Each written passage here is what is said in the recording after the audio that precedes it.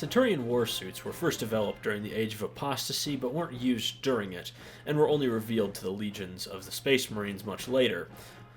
Hello everybody, my name is Spoons Rattling, and today we're covering the Centurion Devastators, the arranged variant of the Centurion warsuits used by the chapters of the Space Marines. These are a relatively modern edition, coming out about, I suppose 10 years ago, so not super modern, but still more modern than Tactical Marines. The Devastator Centurions come in at 185 for 3 or 370 for 6. They move 4 inches, their toughness 7 with a 2+ save, 4 wounds, leadership 6+, and OC 2. Fairly standard stats for something like this, though I will admit they are not very tough for that points cost. In terms of ranged weapons, they come standard with grav cannons, which are anti-vehicle 2+ at 24-inch range, with ballistic skill 3+, strength 6, AP 1, and damage 3. A pretty solid anti-everything weapon, except against monsters. The twin las cannon is 48-inch range, with ballistic skill 3+, strength 12, AP -3, and damage d6+1, so a pretty solid anti-tank. The twin heavy bolters are sustained hits 1, 36-inch range, ballistic skill 3+, strength 5, AP 1, and damage 2. Fairly unimpressive for the stats. For these points, but again, heavy bolters do have rule of cool. The Centurion bolters are chest mounted at rapid fire 3 and twin linked, with 24-inch range, 3 attack, so that hit on 3s at strength 4, AP 0, and damage 1. And the Centurion missile launcher is blast, 36-inch range, that hits on 3s with D3 attacks at strength 9, AP 2, and damage D3. Fairly general purpose, if nothing impressive. In terms of melee weapons, they have Centurion fists, which are simply 3 attacks that hit on 4s at strength 5, AP 1, and damage 2. They get to reroll 1s all the time and reroll everything if they target someone on an objective marker. You have one sergeant, and then 2 to 5 regular Centurions, and then you can swap your grav cannons for heavy bolters or las cannons, and you can exchange your bolters for Centurion missile launchers. Moving on to buff options, now there isn't that much, but I tried to find everything that would be somewhat applicable to these guys, as they cannot have any characters join them because there's no Centurion characters. Gilliman, of course, first comes to mind, the Primarch of the Ultramarines. He can offer them free stratagems if they're within range of him, which their firepower isn't terrible, so giving them some free stratagems could definitely be interesting.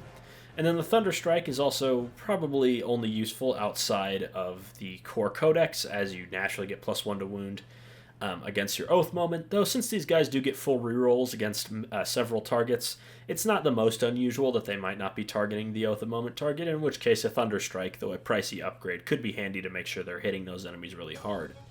And then I also wanted to give a shout out to any character that generates command points, whether that be Marneus Calgar or Azrael or whoever it may be. They definitely do benefit these guys, probably more than a lot of other units, because most units do have a way to get access to free stratagems, but the Centurions do not. So having some extra stratagem, some extra CP to spend on them, is pretty handy. Just because, again, I mentioned they do pretty decent damage, so being able to give them a free stratagem, whether it be just Armor of Contempt or Fire Discipline or something along those lines, depending on your target. Storm of Fire, or Battlefield or Battle Drill Recall, things along those lines could all be very useful to get more consistently on units like this. Moving on from that, which is very slim pickings, I wouldn't say any of these are that exemplary for these guys, but so let's move on to the detachments, where they'll get most of their strength. First up, of course, we have the Gladius, which gives them extra mobility, which is necessary given that they are so painfully slow. And the potential for extra AP is nice if you're running the grav cannons, since they're only AP 1. In the Anvil Siege Force, Battle Drill Recall is very nice for extra hits, giving you that 5+ sustained hits. And especially when you can fish for them if it's an enemy on an objective, or if it is the Oath of Moment target. Iron Storm gives you, of course, 1 reroll to either hit, wound, or damage. These guys mainly appreciate that for the damage roll, because they're already rerolling attacks. Most of their weapons are twin-linked, and their biggest damage is random, so being able to reroll it is pretty handy. Firestorm gives you Assault, which is very good, and getting extra strength is pretty risky, but very meaningful on the missiles and las cannons. Of course, if these guys get within 12 inches of the enemy, they're probably dead next turn anyways, so it's nice to get a little bit of extra power out of them anyways. Vanguard gives you cover at range, which is certainly handy, though they just definitely are not durable even with that, and let's make no illusions of that. Champions of Rush and Righteous Crusaders can both give you a 6+ Feel No Pain, which is nice given that all of them have quite a few wounds. And then Wrathful Procession can give you a 5+ Invulnerable save at range, which is a good way of pushing them more towards a durable durable platform, though of course they are in a sort of strange place durability-wise, where there's no weapons that like are horrible against them outside of, you know, like las guns, but bolters, heavy bolters, autocannons, plasma guns, melta-guns, whatever they may be, just tear through Centurions very fast. Anyways, moving on to their competition, which there's definitely a lot for how pricey these guys are. First up, we have normal Devastators. They definitely lack the exosuits, but given the huge points disparity, I'd say their durability is overall pretty similar. The Centurions do have them beat on accuracy, as none of their weapons have heavy and just innately hit on the 3s. But given that the overlap with Oath of Moment means that it's more convenient for Devastators to get the full effect of Oath of Moment, means that I don't think that's the biggest difference, and I'll usually take the extra shot of 4 las cannon Devastators over 3 las cannon Centurions, especially for how much cheaper they are. They're 65 points cheaper. The Ballistus Dreadnought is, you know, no-nonsense anti-tank, very good, also much cheaper and much faster and much tougher. The Gladiator Lancer is much the same, not as much tougher, but its damage far eclipses the Centurions, that's for sure. And then I also wanted to mention the Predator Destructor, or Annihilator rather, which is significantly better than these guys, which is also 65 or 55 points cheaper for better anti-tank damage, which is just kind of a shame, honestly. So if you can't tell from this video, I don't really like Centurions. I'm not the biggest fan of Assault, and I really dislike Devastator Centurions. I find them pretty pointless. The Grav weapons are a personal favorite of mine, but with how sluggish these guys are, and they only get access to transports with Land Raiders and Storm Ravens, it's a bit hard to recommend them. These guys aren't tough enough to take the front line, and they don't want to be in melee either. So it's very hard to recommend you have them rush up to use one of their better weapons. So you get the las cannons, which are definitely solid, but for stationary anti-tank, I'd rather just take the cheaper Devastators, who can post up in a building and do pretty decent damage. But if I want something mobile that's tougher, I would bring a Ballistus, or a Predator chassis, which both, of course, are much, much tougher than the Centurions. The usual things that destroy Marines still destroy Centurions. Plasma guns, melta-guns, autocannons tear through these guys like they're made of papier-mâché. They're slow, so escaping enemies is very difficult, if not impossible in most cases. I do my best to not be super cutthroat competitive about things, but even I struggle to find a use for these guys. They're slow, they have no combos, they don't hit that hard, they're fragile as anything, so I just can't find an interesting use for them. But though, of course, there is one reason that trumps all others. If you like them, use them, because that's the biggest thing in the hobby after all. They're just not a unit for me, and that's totally okay. I hope you enjoyed this video. Make sure to like, comment, and subscribe, and I will see you all next time. Before we get into the actual video, I want to make a quick addendum to my Centurion Devastators video. There is a way to make them quite good using this nerd early of interest to give them deep strike. They jump on and off the board in a mana unit of 6 in the Vanguard Spearhead detachment, and they blow up the tanks real good with all those las cannons. However, I still hate them. They're ugly as sin, and this helmet looks like it is from the N64. Back to the video. Centurion warsuits were rediscovered in the 36th millennium after the Age of Apostasy. They are used by almost every Space Marine chapter as a sort of mobile infantry tank hybrid, carrying the most powerful weapons available to the Space Marines while not fully investing into something such as a tank. Hello everybody, my name is Spoons Rattling, and today we are covering the Centurion Assault Squad of the Space Marines, one of the more recent kits, relatively, in the whole scale of 40k for the Space Marines. The Centurion Assault Squad comes in at 150 points for 3, or 300 points for 6, or 50 points per model, basically. In terms of stats, they move at a absolutely sluggish 4 inches per turn, which is almost immobile. They're toughness 7, they have a 2+ save with 4 wounds, leadership 6+, and OC 2. They unfortunately aren't very resilient to many types of weapons, just given the fact that toughness 7 isn't that useful and makes them very vulnerable to things like plasma guns, but overall their stat line isn't atrocious, it's just very slow. In terms of ranged weapons, their Centurion bolters are rapid fire 3, twin linked, 3 attacks that hit on 3s at 24-inch range with strength 4, AP 0, and damage 1. This is actually a pretty solid anti-horde weapon, which is useful for these guys as they don't want to be bogged down by chaff in melee. They also come standard with twin flamers, which are ignore cover, twin linked and torrent, d6 attacks that auto hit at 12-inch range with strength 4, AP 0, and damage 1. Very solid, again, anti-horde clearing. Or they can swap them out for twin melt-a-guns, which are melt at 2, twin-linked, one attack that hits on 3s at 12-inch range with strength 9, AP 4, and damage d6. Overall, I think this is a fine option, though I'd usually bring the flamers just to clear out anything like Gretchen that might get in their way.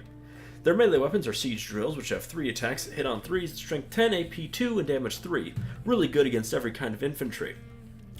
And certain vehicles. And in terms of abilities, their main one is Annihilator Protocols. Melee weapons equipped by models in this unit have sustained hits 2 when targeting monsters, vehicles, or fortifications, which makes them really effective against them, unsurprisingly. And then Centurion Assault Launcher gives the bearer the grenades keyword, which is something that they have to swap out their bolters for, which we'll cover in the loadout section. Overall, their ability is quite solid, and they do quite a lot of melee damage, though they aren't very durable, so they definitely need aid in getting to where they need to be without being blown up. Every model is equipped with twin flamers, Centurion bolters, and siege drills. Then, any number of models can replace their Centurion bolters for a grenade launcher, or the Centurion Assault Launcher, and any number of models can replace their twin flamers with twin melt-a-guns. Overall, I would generally probably just keep them stock, maybe swap out one for the grenades if you're running a big squad, but the Centurion bolters will be very efficient at dealing with things like Gretchen or medium or low toughness infantry that these guys really don't want to bother fighting in melee. And the flamers aid in that as well, though the melt-a-guns do give them a little extra anti-armor damage, but I think they do enough of that in melee that they don't really need the extra help with how swingy it is with the melta-weapons. Overall, I again will just keep them standard, but if you are running a big squad, I would probably swap one out for grenades, just to really make sure they clear out any infantry that get in their way that they don't want to be chopping up, like Terminators, for example.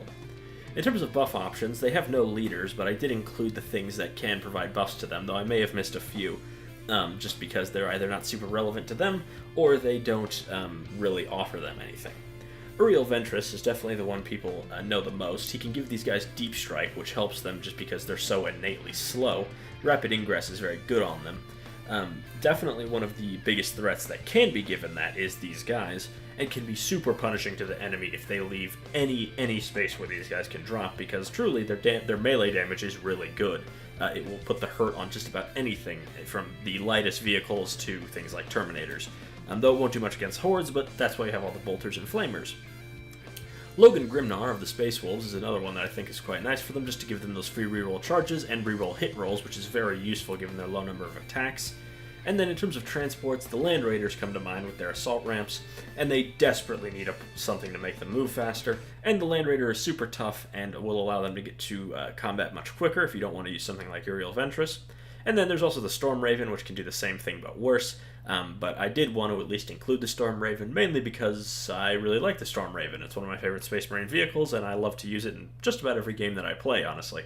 It's really fun to transport very dangerous things in a plane. In terms of detachment options, in Gladius, they of course enjoy the advance and charge. They can use the reactive movement stratagem, which is useful just given how slow they are. And of course, if you want them to punch something to death extra hard, Honor the Chapter is really good on them. Anvil is definitely more of a shooting army, and if I was including something to bring melee muscle to the army, I don't think these guys would do it just because they need a good amount of the army dedicated to getting them to melee, where you'd probably want something more like Assault Intercessors or Blade Guard Veterans and something like Anvil, just to have cheap melee that's very good. In terms of Ironstorm, the reroll could be useful if you're bringing Melta-Guns, but I say isn't very useful in general, and they're way too pricey and fragile to act as a melee screen. I don't think they have a lot of use here in Ironstorm. Firestorm gives them the Assault keyword, which is really useful in those weapons, and Twin-Linked Flamers is an option if you want to use the Devastating Wounds. Advance and Charge is good from Stormlance. First Company sucks. Vanguard allows them to Deep Strike, and then they can drop in and pop out when they get in danger with the Return to Reserve stratagem. Unforgiven doesn't give them anything specific, and Ravenwing already has speed and melee, so having these guys doesn't add much to that detachment, in my personal opinion. Deathwing is a force that tends to rely on slow-moving units with Deep Strike, so it's kind of pointless to include this unit that does that, but requires more investment. Righteous Crusaders, I think is actually a solid enough place for them. They really appreciate all the melee buffs, and the Feel No Pain won't make them necessarily tough, but it does make it so they're not quite as squishy. Champions of Russ is honestly kind of the same thing as the Righteous Crusaders for the most part, and is very similar in that way.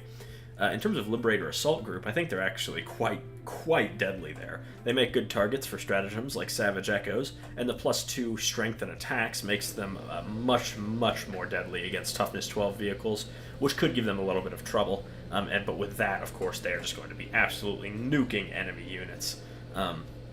Lost Brethren, they don't get the buffs there, and it's a speed melee detachment. They really don't have a place there. And honestly, similar with Angelic Host, they're all about deep striking and redeploying.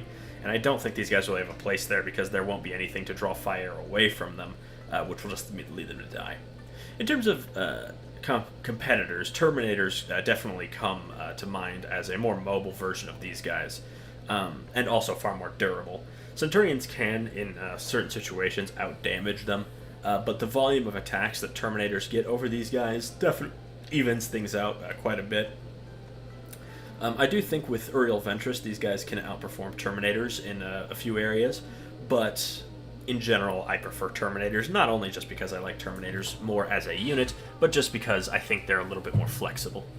Aggressors are honestly really similar to Centurions. They're bulky Space Marines that have good melee and good anti-infantry shooting.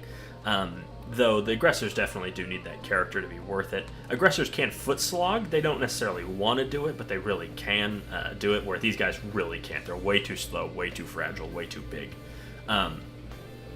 They're pretty much the same thing, but just if you want to use them in different ways, I guess is how I would describe them. Assault Centurions are very much just glass melee cannons. Their weapons are most weapons will kill them pretty well, so you can't really rely on them weathering the storm till they get to melee, and there's not enough of them for it to work. Their siege drills, though, are really apocalyptic melee, especially against vehicles and monsters, which they will turn into mincemeat very quickly, especially 3+ save vehicles, which they just absolutely chew through in no time at all. I think Uriel's Deep Strike does make them way better, which does limit their use in certain chapter-specific places, but I think they could still have a place jumping out of a Land Raider, even though General Uriel is definitely better for that role. Just because if you have that risk of these guys appearing anywhere on the board, it forces your enemy to really think, because if they make one mistake, these guys can destroy a lot of targets in just one round of melee, whether it's a vehicle, elite infantry, whatever it may be. These guys can jump out from Deep Strike and just grind something to pieces with their drills before jumping back to safety and starting the whole thing over again. They're definitely not my favorite, but they're definitely powerful. You have to respect them or you're going to get drilled. I've been Spoons Rattling. I hope you enjoyed this video. Make sure to like, comment, and subscribe.